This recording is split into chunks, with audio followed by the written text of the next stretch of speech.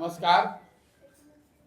जैसा कि आपको पता है 2 मई इस साल 2 मई को पटना में प्रेस वार्ता के जरिए मैंने ये बताया था जन सुराज अभियान की बिहार में शुरुआत। उसी सिलसिले में मैं आज पिछले 2 दिन से मधुबनी आपके ज़िले में हूँ। जैसा कि आपको पता है कि ये पूरा जो अभियान है ये कोई राजनीतिक दल बनाकर चुनाव लड़ने का अभियान नहीं है।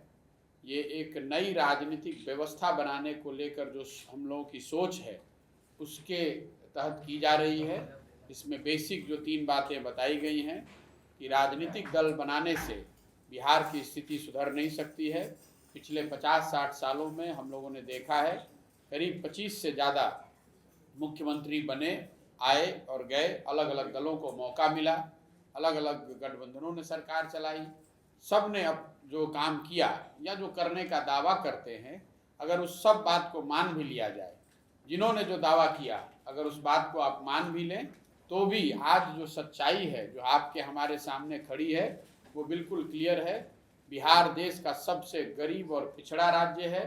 देश में सबसे ज़्यादा अशिक्षित लोग, देश में गरीबी रेखा से नीचे रहने वाले सबसे ज़्यादा लोग, सबसे ज़्यादा पलायन वाले लोग, सबसे ज़्यादा भुखमरी के शिकार लोग इसी राज्य में रहते हैं। ये बिहार का दुर्भाग्य है, क्योंकि 50 के दशक में बिहार देश के अग्रणी राज्यों में बिहार की गिनती होती थी। जो देश के पहले 4, 5, 10 राज्य होते थे उसमें बिहार की गणना होती थी। आज वहाँ से लुढ़कते लुढ़कते हम लोग 28 ज़्यादातर विकास के मानकों पर हमारी जो रैंकिंग है, हमारी जो स्थिति है वो देश में सबसे नीचे 28वें 29वें नंबर पर हम लोग हैं। इसीलिए हम लोग और कोई आदमी नया आता है और वो बताता है कि हम आएंगे, हम ठीक कर देंगे। हम लोग का ऐसा मानना है, मेरा ऐसा मानना है कि बिहार की स्थिति को अगर सुधारना है, बिहार को अगर बेहतर बनाना है, अगले 10 साल में बिहार को अगर 10 विकसित राज्यों की श्रेणी में खड़ा होना है, तो ये कोई एक व्यक्ति, एक दल इसको कर नहीं सकता है। कोई अगर ऐसा दावा करता है, कोई व्यक्ति या दल अगर ये दावा करता है कि वो इस बिहार की ठीक कर सकता है, तो मेरी समझ से 2 ही बात हो सकती है। या तो वो आदमी बेवकूफ़ है, उसको समस्या का अंदाज़ा नहीं है, या फिर सिरे से वो सबको बेवकूफ़ बना रहा है। वो जीतने के बाद या सत्ता में आने के बाद वो भी कुछ करने वाला नहीं है। बिहार को सुधारने का एकमात्र रास्ता जो हम लोगों की समझ में है वो ये है कि बिहार के समाज में, लोगों में ये ताकत है, समझ है। ज़रूरत इस बात की है कि समाज को इस बात के लिए समझाया जाए, समाज में जन जागृति फैलाई जाए, ताकि समाज से ढूंढकर सही लोगों को ढूंढकर निकाला जाए। वो सारे लोग जो यहाँ धरती से जुड़े हुए हैं, जो यहाँ के मुद्दों के बारे में समझदारी रखते हैं, जिनकी ये क्षमता है, जिनमें ये समझ है कि यहाँ की समस्याओं को कैसे सब सुलझाया जा सकता है, सुलझाया जा सकता है, और सबसे बढ़ के जिनके अंदर ये जज्बा है कि इस बिहार को, इस राज्य को बेहतर बनाया जा सकता है, ऐसे लोगों को समाज से चिन्हित करना, उनको एक साथ एक मंच पर लाने के लिए प्रेरित करना, समझाना, बुझाना, उसके बाद ही आगे की कोई रणनीति बनाना। तो ये जो पूरा प्रयास है उसके तहत मैं पूरे बिहार में घूम रहा हूँ। कुल 75,000 से ज़्यादा ऐसे लोग हैं जिन्होंने अपने घर, अपने पंचायत, अपने ब्लॉक, अपने वार्ड में बुलाया है। उनमें से कुछ लोगों के यहाँ अक्रॉस द स्टेट में जाने का प्रयास कर रहा हूँ। मधुबनी में भी आपने देखा होगा 4-5 जगह जाने का अवसर मिला है। सुबह से शाम तक यही काम करते हैं। 8 से 10 ऐसी बैठकों में जाते हैं, लोगों से मिलते हैं, परिचय करते हैं, संवाद करते हैं, कुछ सुनने और सीखने का प्रयास करते हैं। इसी अभियान के तहत 2 अक्टूबर से पश्चिम चंपारण गांधी आश्रम से हम लोग एक पदयात्रा शुरू कर रहे हैं। पदयात्रा इसलिए नहीं कि हमको बिहार का रोड नापना है, पदयात्रा इसलिए नहीं कि हमें अब ये दिखाना है कि हम कितना पैदल चल सकते हैं। पदयात्रा इसलिए करने वाले हैं ताकि बिहार में हर जगह स्वयं से चलकर उन लोगों के पास जाया जाए। बिहार के गाँवों में, पंचायतों में, ब्लॉक में, शहर में, कस्बों में जाया जाए, लोगों से सीधा संवाद स्थापित किया जाए। और पदयात्रा के दौरान 3 उद्देश्य हैं।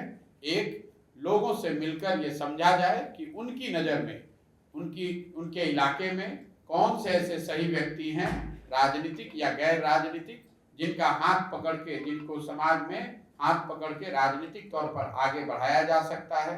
कल होकर जो चुनाव जीते, किसी भी स्तर पे, उससे समाज का फायदा हो सकता है। एक पहला प्रयास उद्देश्य ये है। दूसरा उद्देश्य ये है कि बिहार के समस्याओं के विषय में हम सबको थोड़ी बहुत जानकारी है, लेकिन पंचायत के स्तर पर और शहरों के स्तर पे नीचे ये समझना कि हर पंचायत की अपनी क्या समस्या है, हर शहर की अपनी क्या समस्या है, इसकी एक डिटेल्ड, एक तरह से आप फैसिलिटी सर्वे कह लें या उसकी जो डिटेल समझ है उसको लोगों के सहयोग से बनाना, समझना, एक जगह एकत्रित करना।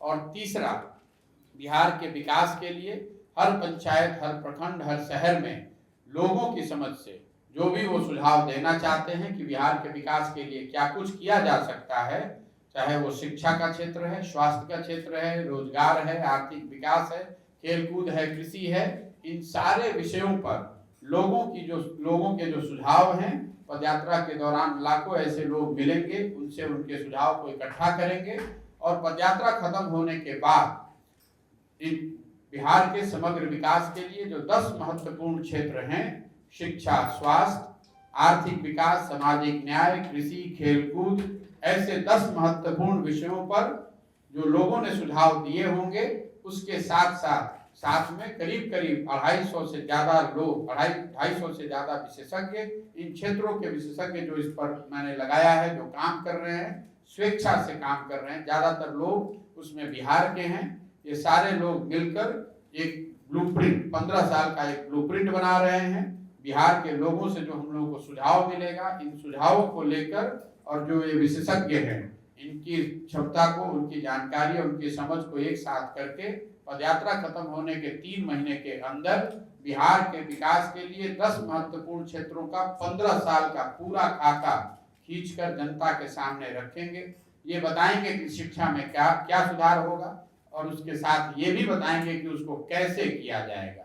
ये बताएंगे कि रोजगार, यहाँ पर बेरोजगारी कैसे खत्म हो सकती है, रोजगार कैसे लाया जा सकता है। ये बताएंगे कि स्वास्थ्य सेवाओं को कैसे बेहतर बनाया जा सकता है। ये बताएंगे कि कृषि में क्या और कैसे किया जा सकता है, ताकि जनता के पास इस बात का आकलन हो, इस बात की समझ हो कि जो भी दल अगर बनेगा तो उस दल का कार्यक्रम क्या है, वो चीजों को कैसे करेंगे, बिहार में सुधार कैसे लाएंगे। जहां तक दल बनाने की बात है, तो इस पदयात्रा के बाद हम लोगों का अपना अनुमान है कि समाज से 50,000 से ज्यादा ऐसे लोग, मैं संख्या के आधार पर कोई एक नंबर नहीं दे सकता हूं, संभव है 50,000, संभव है 70,000, संभव है 30,000, लेकिन एक बड़ी संख्या में जो लोग चुनकर, चिन्हित करके समाज से निकाले जाएंगे, वो सब बैठकर ये तय करेंगे कि दल बनाना है या नहीं। लेकिन अगर सब मिलकर तय करते हैं कि दल बनाना है, तो वो दल प्रशांत किशोर का दल नहीं होगा, उसके अध्यक्ष, उसके नेता प्रशांत किशोर नहीं होंगे।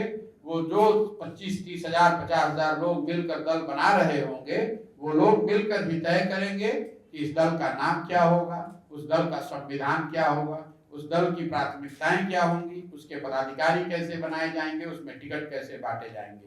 साथ ही वही लोग तय करेंगे कि इस दल का नेता चेहरा कौन होगा। वो दल, उस दल का नेता प्रशांत किशोर नहीं हो सकते हैं, उस दल का नेता वही हो सकता है जिसको सब लोग मिलकर तय करेंगे। ये अभी तक की जो अभी आने वाले 12-15 महीनों की जो प्रोग्राम है, वो मैं आपसे साझा कर रहा हूँ। उसके आगे की रणनीति, आगे का कार्यक्रम, एक बार पदयात्रा खत्म हो जाए, लोग साथ में आ जाएं, तभी मैं आपको बता पाऊंगा। इसके साथ मेरी बात खत्म हुई। अब आप अपना प्रश्न पूछ सकते हैं। बहुत बहुत धन्यवाद। ये आपको कब लगा कि बिहार में जितनी भी ट्रेडिशनल पार्टी है वो बदल नहीं सकती बिहार को, इसके लिए आपको आगे आना चाहिए? नहीं, कब लगा ऐसा कोई एक दिन कोई सपना आया, ऐसी बात तो है नहीं। पिछले 10 साल से मैं जिस काम को करता था, अलग अलग पार्टियों के साथ काम करा है। 10 साल के दौरान ऐसा अनुभव हुआ, ऐसा प्रतीत हुआ कि अगर आपके हिसाब से सत्ता बदल भी जाए, तो ये जरूरी नहीं है कि सत्ता परिवर्तन के साथ साथ व्यवस्था का भी परिवर्तन हो जाए।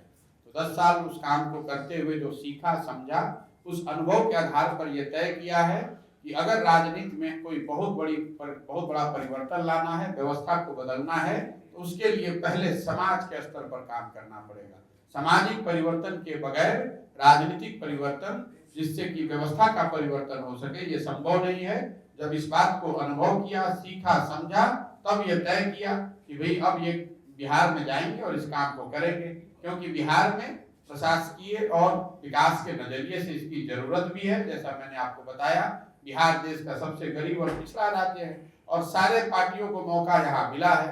कई तरह के नेता यहाँ आए हैं, अलग अलग एजेंडे पर उन्होंने लंबे समय तक काम किया है। उसके बावजूद जो स्थिति बिहार में है वो हमसे आपसे छुपी हुई नहीं है। 50 के दशक में जैसा मैंने आपको बताया, हम लोग देश के सबसे अग्रणी राज्य होते थे, आज हम देश के सबसे पिछड़े राज्य हैं।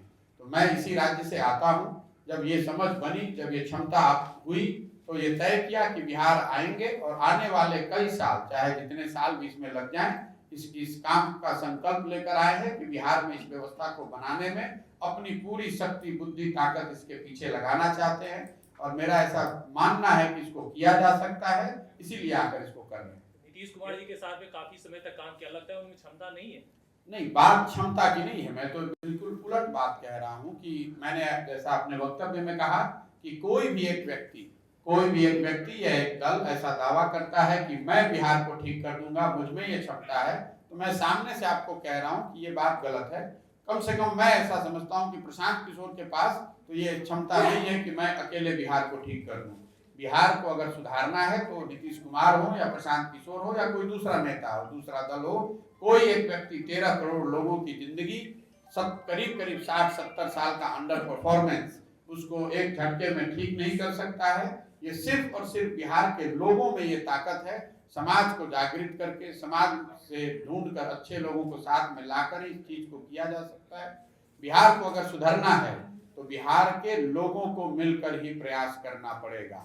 कुछ लोग बताते हैं कि यहाँ विकल्प नहीं है, लोग जो वोटर है वो बताता है। मैंने अभी 1 साल पहले यहाँ एक सर्वे कराया, उस सर्वे में 67% लोगों ने बताया कि बिहार में कुछ नया और बेहतर होना चाहिए। इसका मतलब ये नहीं है कि वो कह रहा है प्रशांत किशोर होने चाहिए, लेकिन समाज के हर तबके में, चाहे आप किसी पार्टी के सपोर्टर हैं, जो बिहार के नागरिक हैं, जो यहाँ की चिंता करते हैं, वो जरूर आपको बताएंगे कि बिहार में कुछ बेहतर होना चाहिए। ये किसी एक व्यक्ति या दल पर टिप्पणी नहीं है, हम लोग की सामूहिक जो स्थिति है उस पर ये एक स्टेटमेंट है और इसको सुधारने का जो मेरी समझ से इसका उपाय है वो करने के लिए मैं प्रयास कर रहा हूँ। जैसा मैंने आपको बताया, जब तक आप सामाजिक स्तर पर चेतना नहीं लाएंगे, समाज में परिवर्तन नहीं लाएंगे, तो कोई बहुत बड़ा राजनीतिक परिवर्तन की कल्पना करना बेमानी है। मैंने 10 साल इस काम को अलग अलग राज्यों में करके देखा है। सरकार बदलना कठिन है, लेकिन वो असंभव नहीं है। लेकिन उससे बहुत ज्यादा कठिन ये है कि आप समाज में चेतना जगाएं और एक स्वच्छ राजनीति की शुरुआत करें, नई व्यवस्था की आपने अभी भी कहा कि आपने कई राज्यों में काम किया है, लेकिन आपने इस चीज के लिए बिहार को ही क्यों चुना? और दूसरा सवाल, आप जैसा कि पहले कहते आए हैं कई बार कि हम अभी भी नीतीश कुमार का दिया हुआ कपड़ा, सिला हुआ कपड़ा पहनते, क्या अभी भी वही पहनते हैं या अभी जो आप क्षेत्र भ्रमण में निकले हैं तो उनके द्वारा दिए हुए कपड़े भी आप पहनते हैं? देखिए, बिहार को इसलिए चुना है, मैंने जैसा आपको बताया, पहले बात तो मैं इसी राज्य से आता हूँ और कहीं ना कहीं ये मन में भावना रही है कि आप चाहे पूरे दुनिया में कुछ भी कर लें, अपने राज्य के लिए, अपने लोगों के लिए, जिस मिट्टी से आते हैं उसके लिए अगर कुछ करने की क्षमता या बुद्धि, अगर आपको भगवान ने कोई अपॉर्चुनिटी, अवसर दिया है तो मुझे प्रयास करना चाहिए, तो इसलिए बिहार आए हैं। लेकिन दूसरा पहलू जो मैं इतने देर से बता रहा हूँ, क्योंकि बिहार में इसकी सबसे ज़्यादा जरूरत भी है। बिहार के लोगों की जो स्थिति है, जो राज्य की स्थिति है, उसमें एक नई राजनीतिक व्यवस्था, एक नए प्रयास की जरूरत है, इसलिए यहाँ आए हैं। जहाँ तक आपने बताया कुर्ता पजामा आज भी वही पहने हुए जो नीतीश कुमार ने 2015 में दिया था, तो उसमें कोई मानने में गुरेज नहीं है। मेरा व्यक्तिगत उनसे संबंध आज भी बहुत अच्छा है, लेकिन व्यक्तिगत संबंध होना एक बात है और राजनीतिक तौर पर एक साथ जुड़कर एक व्यवस्था में काम करना वो दूसरी बात है। बिहार में चुनाव के समय जातीय समीकरण और धार्मिक बहुत ज्यादा महत्व रखता है, वोटिंग भी, इसको तोड़ने के लिए आपके पास क्या विजन है? देखिए, बिहार में नहीं, जहाँ कहीं भी चुनाव होते हैं वहाँ पर जाति समाज की एक सच्चाई है। तो जातियों, जैसे दूसरे पहलुओं की एक भूमिका है, वैसे जातियों की भी एक भूमिका है। बिहार में भी जाति की उतनी भूमिका है जितनी यूपी, मध्य प्रदेश, राजस्थान में है। तो पहली बात तो आप ये भ्रम ना पालें कि बिहार में ही जातियों की भूमिका है। ये जातियों की भूमिका चुनावों में हर जगह है, थोड़ा कम या थोड़ा ज्यादा। ये जो लोगों की सोच है कि बिहार में सब कुछ जाति पर ही होता है, ये सोच ठीक नहीं है, ये आंकड़ों से पर आधारित नहीं है। मैं आपको 2 एग्जाम्पल दे के बताता हूँ। 2000, आप लोग सब पत्रकार हैं, बिहार के जो चुनावी परिदृश्य जो राजनीति है उसको बहुत क्लोजली फॉलो करते हैं। 2010 में बिहार में एनडीए की सरकार बनी, उसमें नीतीश कुमार जी और भाजपा एक साथ थे और सामने वाले आरजेडी, कांग्रेस और पासवान जी एक साथ थे। उस गठबंधन को आपको याद होगा 205 सीट मिली थी। उस समय की जो एनडीए गठबंधन था उसमें भाजपा जूनियर पार्टनर थी। मोदी जी कम से कम बिहार के नजरिए से इतने बड़े नेता नहीं थे, मोदी जी शायद प्रचार करने भी नहीं आए थे 2010 में, फिर भी उस गठबंधन को 205 सीट मिला था। वही गठबंधन, वही एनडीए जब 2020 में चुनाव लड़ा, तो इस बार नीतीश जी तो थे ही, वो सामाजिक समीकरण भी था, उसके ऊपर से मोदी जी भी थे, उसके भाजपा की जो बढ़ी हुई ताकत है वो भी था, और सामने से आरजेडी में लालू जी के बजाय तेजस्वी जी थे, तो लालू जी के मुकाबले तो तेजस्वी जी छोटे ही नेता हैं। कांग्रेस की भी स्थिति थोड़ी कमजोर हुई है और पासवान साहब भी उस गठबंधन में नहीं थे। इसके बावजूद हमने देखा उसी एनडीए गठबंधन को उसी सामाजिक समीकरण में 120 सीट आने में तकलीफ हो गई। ऐसा मैं समझ, ये आपको क्या बताता है कि सामाजिक समीकरण एक पहलू है। 2005 में 10 में आपको इसलिए इतना वोट मिला था क्योंकि जनता में एक सामाजिक जनरल समझ ये थी कि 2005 से 2009 की जो सरकार चली थी वो अच्छी सरकार चली थी, तो सरकार का परफॉर्मेंस भी था और सामाजिक समीकरण भी था। इस बार सामाजिक समीकरण तो वही है, लेकिन जनता उनके परफॉर्मेंस से शायद खुश नहीं रही होगी, तभी आपको 120 आया। अगर ऐसा तो है नहीं कि जिन जातियों ने 2009-10 में एनडीए को वोट किया वो जाति सब बिहार छोड़कर चला तो गया नहीं, वो जातियां आज भी यहाँ रहती हैं, उन जाति के लोग आज भी बिहार में रहते हैं। और ऐसे मैं और कई दूसरे आपको एग्जाम्पल दे सकता हूँ जिसमें आपको क्लियर दिखेगा कि अगर कोई व्यक्ति, कोई मुद्दा, कोई घटना ऐसी बात हो जाए जिसमें कि समाज का इमेजिनेशन जो कैप्चर कर ले जाए, तो समाज में ये ताकत है, वो जातियों से ऊपर उठकर वोट करता है। बिहार में भी पिछले कई सालों में, दशकों में करता रहा है। इसलिए ये कहना कि बिहार में हर वोट सिर्फ जाति पर पड़ता है, ये थोड़ा ओवर सिंप्लीफिकेशन है। जाति के रहते हुए भी चुनाव लड़े और जीते जा सकते हैं, इसमें कोई दिक्कत नहीं है। दूसरी बात, मैंने कहा सही लोगों का चयन, तो सही लोग तो हर समाज में हैं, हर जाति में सही लोग हैं। आप हर जाति से सही लोगों को चुनकर लाकर उनको चुनाव लड़ा सकते हैं और वो चुनाव जीत सकते हैं। जैसे अभी आप बोल भी रहे हैं कि जाति मैटर नहीं करता है, और अभी जैसे पिछले कुछ दिनों से मैंने ये नहीं कहा कि जाति मैटर नहीं करता है, दोनों में फर्क करना समझिए। जाति जैसे जब वोट पड़ता है तो उसमें कई पहलू हैं, उसमें जाति भी एक पहलू है। नहीं, मेरा ये कहना है कि ठीक है, इसके साथ अभी जैसे पिछले 20 के चुनाव में भी और अभी पिछले कुछ दिनों में भी जैसे रोजी रोजगार को लेकर काफी शोर शराबा हो रहा है, हर जगह बयानबाजी हो रही है, और आप भी जैसे हर जगह घूम भी रहे हैं, तो आपको भी दिख रहा होगा समाज में। तो क्या अगला जो चुनाव है, लोग बाकी सारा कुछ अब छोड़ के रोजी रोजगार या जो ये बुनियादी सुविधाएं हैं इस पे ज्यादा फोकस करेंगे और पार्टियां भी इसी पे आएंगी? देखिए, जितनी मेरी समझ है चुनाव की 10 साल में, मैं ये दावा नहीं कर सकता हूं कि मुझे ये सब मालूम है, लेकिन जितनी मेरी समझ है कोई भी चुनाव किसी एक मुद्दे पर बहुत रेयरली होता है। या आपको हमको लगता है कि इस बार सब रोजी रोजगार पर हो रहा है, कोई कहता है कि इस बार जात पर हो रहा है, कोई कहता है इस बार राम मंदिर पर हो रहा है, ऐसी बात नहीं है। जो चुनाव होते हैं, जो वोटिंग का जो डिसीजन है जनता का, वो कई मुद्दों का एमेलगमेशन होता है। किसी के लिए रोजगार मुद्दा है, किसी के लिए जाति मुद्दा है, किसी के लिए शिक्षा मुद्दा है, किसी के लिए उसकी अपनी जो सरकार से शिकायत है वो मुद्दा है, किसी के लिए सड़क मुद्दा है, किसी के लिए अस्पताल मुद्दा है। सब बातों को मिलाकर ओवरऑल लोग अगर सरकार के कार्यों से संतुष्ट रहेंगे, वो और जाति और दूसरे समीकरणों को सबको मिला जुलाकर ही वोट पड़ता है। ऐसा आप नहीं कह सकते हैं कि अगली बार वोट सिर्फ रोजगार के नाम पर पड़ेगा या अगली बार वोट सिर्फ जाति के नाम पर पड़ेगा। इन मुद्दों को मिलाकर ही जो वोटिंग है वो कॉम्प्लेक्स एक्सरसाइज है। कोई आदमी ये पिन पॉइंट नहीं कर सकता है कि किसी एक ही मुद्दे पर सारा वोट पड़ता है, ऐसा बहुत रेयरली होता है। जन सुराज है, वैसे ही पिछले विधानसभा चुनाव में प्लूरल्स पार्टी आई थी, इंग्लैंड से आई थी, उनकी नायिका, और उनका हश्र हुआ कि किसी सीट पर जमानत नहीं बचा पाई। आप पहली बात तो मैंने कोई पार्टी बनाई नहीं है, तो आप एप्पल और ऑरेंज को कंपेयर कर रहे हैं, या फिर आपने वो बात सुनी नहीं जो मैंने कही।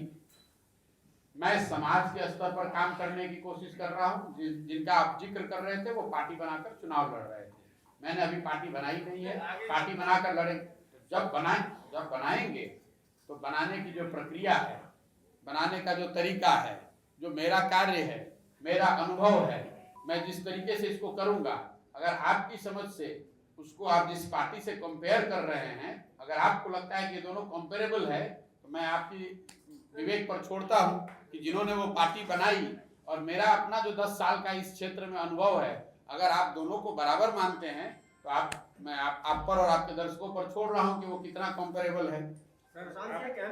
मैं इंग्लैंड से आकर यहाँ पार्टी नहीं बना रहा हूँ। इसी क्षेत्र में, इसी चुनावी व्यवस्था में 10 साल देश के अलग अलग राज्यों में अलग अलग पार्टियों, अलग अलग परिस्थिति, अलग अलग समय काल खंड में मैंने थोड़ा बहुत तो ये जरूर दिखाया है कि चुनाव की थोड़ी बहुत समझ हमको है। शायद जितना पत्रकार बंधु समझते हैं इतना नहीं समझता हूँ, शायद जितना राजनीतिक विश्लेषक समझते हैं उतना मेरा अनुभव नहीं है, लेकिन थोड़ी बहुत राजनीति की और चुनाव की समझ तो हमको भी है। 10 साल से यही काम कर रहे हैं।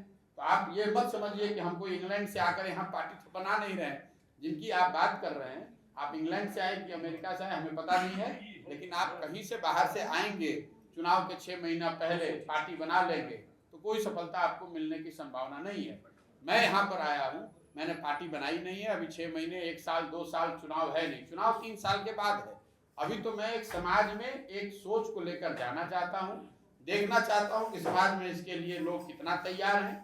अगर नहीं तैयार है तो उनको तैयार करने में अपनी ताकत, अपनी बुद्धि शक्ति लगाना चाहता हूँ। और आपको ये बता रहा हूँ कि अगर समाज में इसके लिए सहमति बनी, हजारों लोग साथ में आ गए, मिलकर सबने तय किया कि दल बनाया जाना है तो दल बनाया जाएगा। लेकिन आपको एक चीज और बता दूं, इतने दिन का जो मेरा अनुभव है, अगर इतने लोग साथ में आ गए और उन्होंने दल बना लिया तो उसके सामने कोई समीकरण, कोई गठबंधन टिकने वाला नहीं है।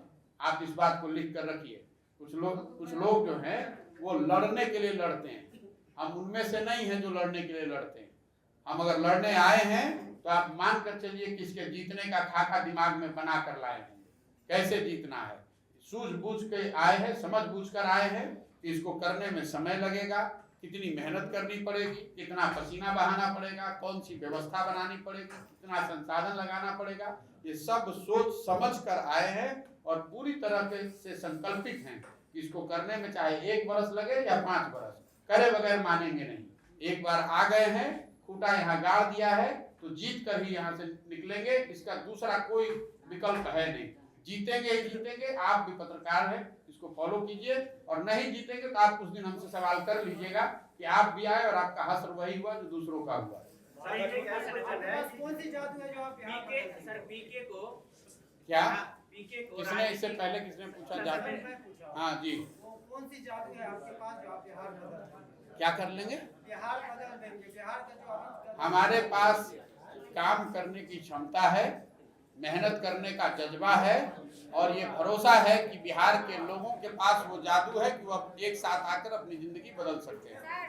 सर, आप विभिन्न राजनीतिक दलों का रणनीतिकार रहे हैं और मोदी जी के भी पहले बार आने में रहे हैं। सर, एक सवाल है कि हम जब चुनाव लड़ते हैं, हमारे जो राजनीतिक दल चुनाव लड़ते हैं तो राजनीतिक दल के विरोधों को लड़ते हैं, विभिन्न मुद्दों पर लड़ते हैं, तो इसके जिस पार्टी का वो लोग विरोध करके चुनाव जीतते हैं, समय आने पर वो स्वयं उससे गठबंधन करके जनता के दिए हुए जनादेश को अपमानित करते हैं और फिर वो एक नया गठबंधन बना के दूसरे गठबंधन में जाके सरकार बना लेते हैं। सर, इस पर आपका क्या राय है? देखिए, ये राजनीतिक सच्चाई है पूरे देश की। जैसा आप बता रहे हैं कि चुनाव से पहले आप किसी के दूसरे के साथ रहते हैं, चुनाव के बाद किन्हीं परिस्थितियों में आप दूसरों के साथ चले जाते हैं। ये रोजमर्रा की घटना नहीं है, लेकिन ये भी नहीं कह सकते हैं कि देश में कभी पहले नहीं हुआ है या दूसरे राज्यों में नहीं होता है। बिहार का दुर्भाग्य है कि पिछले 10 साल में ऐसा 6 बार हुआ। 2 बार तो अभी हम लोग पिछले ही बार देख रहे हैं जिसमें 180 डिग्री टर्न है। अब इसमें कोई इलीगल बात तो है नहीं, राजनीतिक इमोरालिटी की बात है।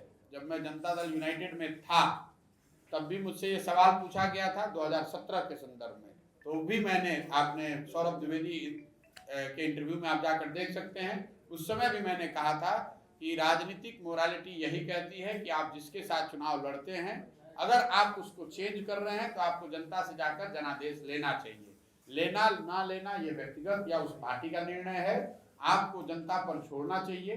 मुझे लगता है कि इसको लोग सही नहीं मानते हैं, लेकिन किन्हीं परिस्थितिवश या किसी सोच के अंतर्गत अगर कोई दल, अगर कोई नेता ऐसा करता है तो क्यों उन्होंने किया है, ये जवाब तो वही दे सकते हैं। मेरा व्यक्तिगत प्रेफरेंस आप पूछेंगे तो मैं यही कहूँगा कि जिस फॉर्मेशन में, जिन मुद्दों पर आपने चुनाव लड़ा है, अगर आप उसमें कोई आमूल-चूल परिवर्तन लाते हैं तो जनता की अपेक्षा यही होती है कि आप वापस जाकर उनसे जनादेश लें। मधुबनी में आप ये दावा करते हैं कि अगर आपकी कोई पार्टी बनती है तो चुनाव के पहले जो गठबंधन होगा वो चुनाव के बाद उसमें जो अभी आपने कहा मॉडल ग्राउंड पे नहीं होना चाहिए, तो आप उस मॉडलिटी को फॉलो करेंगे। बिल्कुल, मैं आपको आपने जो बात कही वो 4 स्टेप आगे की है। पहले तो कोई दल बना नहीं है, अगर दल बन भी गया और उसमें चुनाव लड़ने की बात हुई तो जो मेरी पूरी रणनीति है, जो पूरा स्ट्रेटेजी है, ये स्ट्रेटेजी ऐसा है कि इसके परिणाम स्वरूप या तो हम अर्श पे रहेंगे या फर्श पे रहेंगे, बीच में नहीं मरने वाले हैं। मुझे इस बात का एहसास है कि ये संभव है कि सारे प्रयासों के बावजूद हमको, जैसा भाई साहब ने बताया, एक भी सीट नहीं मिलेगी उस दल को। लेकिन अगर जनता का विश्वास बन गया, लोगों को बात समझ में आई, हम उनको ये समझाने में अपने लोगों के साथ ये सफल रहे कि नहीं, यही नया रास्ता है जिससे बिहार के लोगों की जिंदगी बेहतर हो सकती है, तो आपको किसी के गठबंधन की जरूरत नहीं। मैं आपको अभी बता दे रहा हूँ, कोई गठबंधन का सवाल ही नहीं है, क्योंकि उस बनाने का ही नहीं सवाल है, तो बदलने की तो बात छोड़ दीजिए।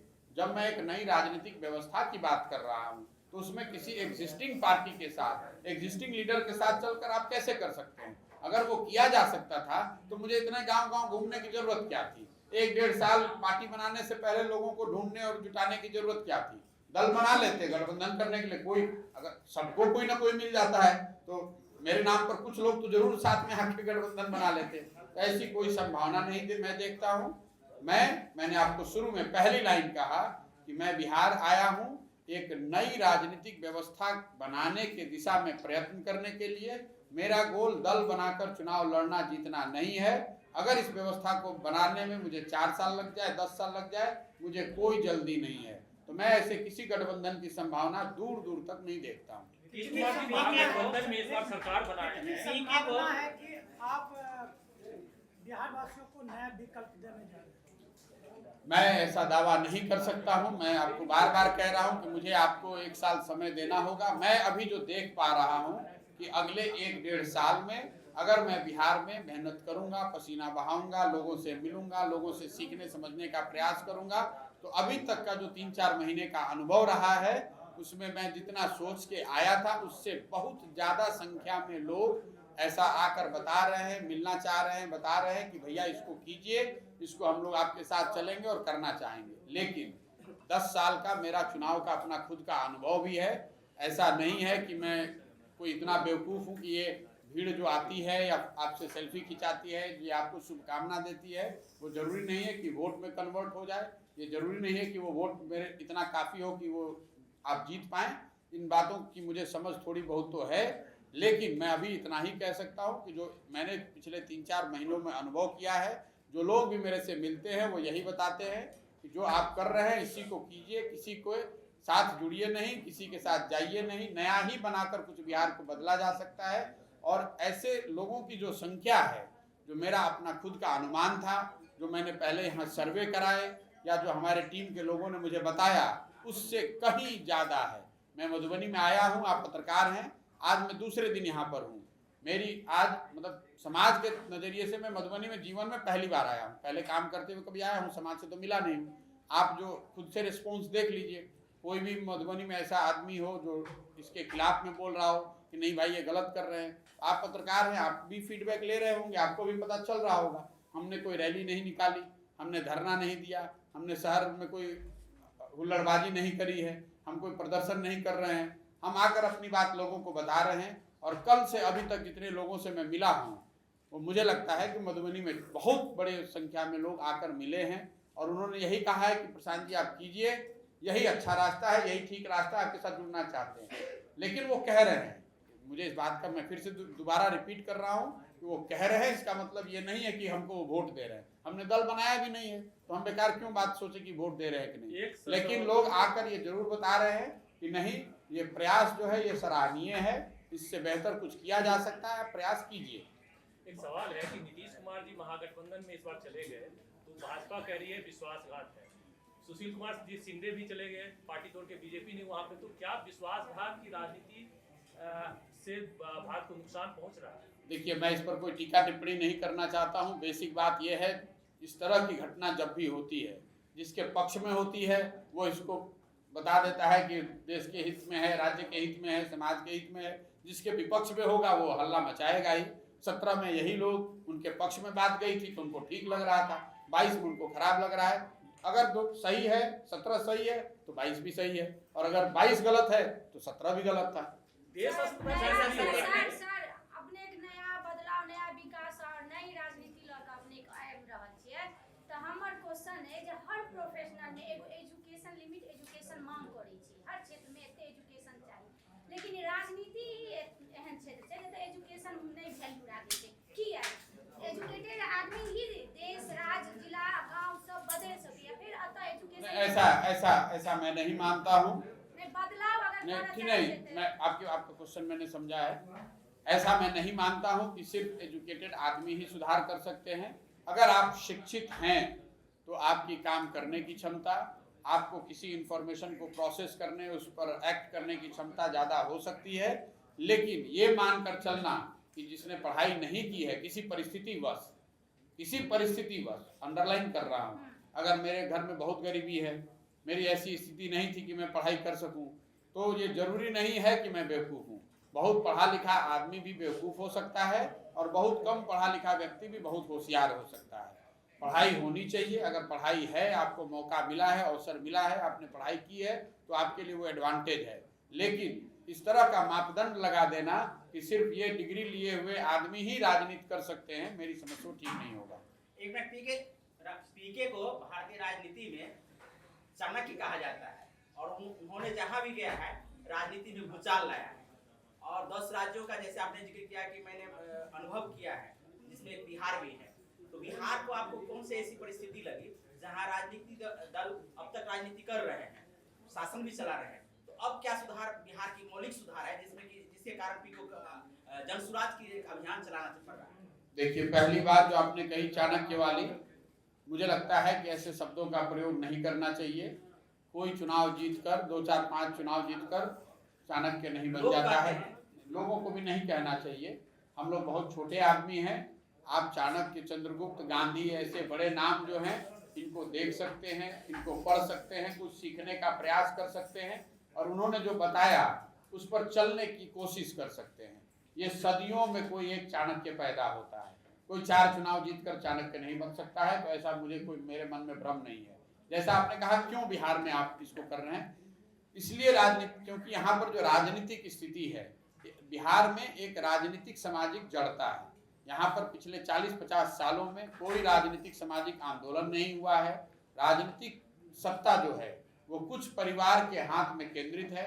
पिछले 25 साल में इस राज्य में जितने लोग भी MLA MP बने हैं, चाहे जिस दल से बने हों, सबकी सूची बनाइएगा तो आपको पता चलेगा कि 1250 से 1500 परिवार के लोग ही यहाँ MP MLA बनते रहे हैं। चाहे दल कोई भी रहे, नेता कोई भी रहे। जो पहले लालू जी के साथ था वही पलट के आज नीतीश जी के साथ है। जो पहले कांग्रेस करता था वो भाजपा कर रहा है। न 3 करोड़ से ज्यादा परिवार वाले इस राज्य में सिर्फ 1250 से 1500 परिवार के लोग ही चुनावी राजनीति में भाग ले रहे हैं पिछले 25 साल से। इसलिए मुझे लगता है कि मुझे समाज में जाने की जरूरत है, और ऐसे लोगों को जो राजनीतिक तौर पर हाशिए पर है, या जिन्होंने इस उदासीनता के माहौल में राजनीति को छोड़ दिया है, या जो राजनीति में आ सकते हैं लेकिन इसलिए नहीं आ रहे हैं कि कोई उनको हाथ पकड़ने वाला, आगे बढ़ाने वाला, चुनाव में मदद करने वाला नहीं है, ऐसे लोगों को ढूंढ कर निकाला जाए, उनको एक साथ एक मंच पर लाया जाए, क्योंकि उनके साथ आने से ही एक बेहतर राजनीतिक व्यवस्था, एक नई राजनीतिक व्यवस्था और बेहतर समाज का निर्माण हो सकता है। क्या पीके जो है, तो अभी बिहार की के बाद अभी आप मिथिलांचल में घूम रहे हैं। विगत दिनों जंतर मंतर में मिथिला राज्य की मांग के लिए बहुत ही बड़े स्तर में आंदोलन चला है, और तकनीकी प्रभाव से भी जो ट्विटर ट्रेंड वगैरह है उसमें मिथिला राज्य की मांग को लेकर के बहुत ही विशाल प्रोपेगेंडा किया गया है। प्रोपेगेंडा कह लीजिए या उसको, तो जनसुराज इस मिथिला राज्य या छोटे राज्यों को किस नज़रिए से देखता है, और वो इस छोटे राज्यों को लेकर के किस तरह से बिहार को आगे बढ़ाएं? मिथिला अलग राज्य के तौर पर जो लोग इस पर काम कर रहे हैं या जिन्होंने कुछ सामाजिक राजनीतिक प्रयास किए हैं, उसमें ज्यादातर संगठन ऐसे हैं जो मेरे से भी टच में हैं। वो लड़के मिलते रहे, आज नहीं पिछले 2-3 सालों से मिलते रहे हैं। मेरा ऐसा मानना है कि बिहार को और खंडित करने से किसी का भला नहीं होगा। मिथिला हो या सीमांचल, मगध हो या पूर्वांचल, जितने भी क्षेत्र हैं, जब पूरा बिहार ही गरीब है, जब पूरा बिहार ही पिछड़ा है, तो उसमें ये कहना कि सिर्फ मिथिला पिछड़ा है, ऐसा ठीक नहीं होगा।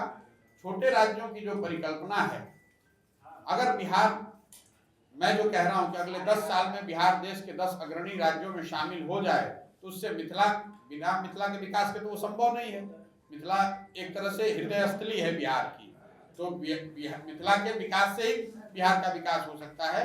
लेकिन उसका रास्ता बिहार को खंडित करना, मिथिला को अलग बनाना नहीं है। अगर मिथिला को आप अलग बना भी देंगे और उसका नेतृत्व भी अगर सही लोगों के हाथ में नहीं रहेगा, तो वो वहां भी वही स्थिति होगी। आपने देखा झारखंड बिहार से अलग हुआ, इसकी वजह से कोई झारखंड में बहुत तरक्की तो नहीं हो गई। लोगों को ऐसा लगता था कि बिहार के वजह से झारखंड पिछड़ा। जब तक आप जो व्यवस्था, चाहे राज्य बड़ा हो या छोटा, उसको चलाने वाले लोग सही नहीं होंगे, चुनकर जो लोग आ रहे हैं, जो नेतृत्व कर रहे हैं, अगर वो लोग सही नहीं होंगे तो वहां पर व्यवस्था नहीं बदलेगी। बिहार को अगर सुधरना है तो बिहार के सही लोगों को एक साथ आकर प्रयास करना होगा। स्वाभाविक है कि उसमें क्षेत्रवार जो विषमता है, संभव है कि मगध के मुकाबले मिथिला पीछे हो, तो उस पर और ज्यादा ध्यान देने की जरूरत है।